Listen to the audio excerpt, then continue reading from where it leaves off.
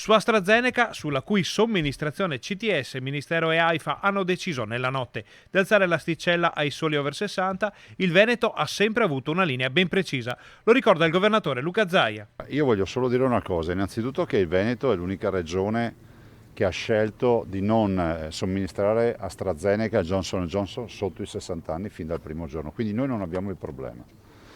L'altro problema che nasce da ieri sera ed è già operativo da questa mattina è che tutti i richiami AstraZeneca sotto i 60 anni non verranno fatti con AstraZeneca ma con Pfizer e Moderna. C'è chi si chiede se questo nuovo assetto cambierà le agende vaccinali del Veneto. In questo momento stiamo lavorando per non riaggiornare o posticipare agende. Comunque i cittadini stiano tranquilli, nel senso che se dovessimo farlo l'avviso avverrà in maniera formale come accade sempre. Resta il fatto che AstraZeneca è nato letteralmente sulle montagne russe fra variazioni e indicazioni che si rincorrono continuamente. Noi siamo passati da obbligatorio farlo sotto i 55 anni, obbligatorio farlo sotto i 60 anni, obbligatorio alla fine farlo sopra i 60 anni. Questo è accaduto in pochi mesi.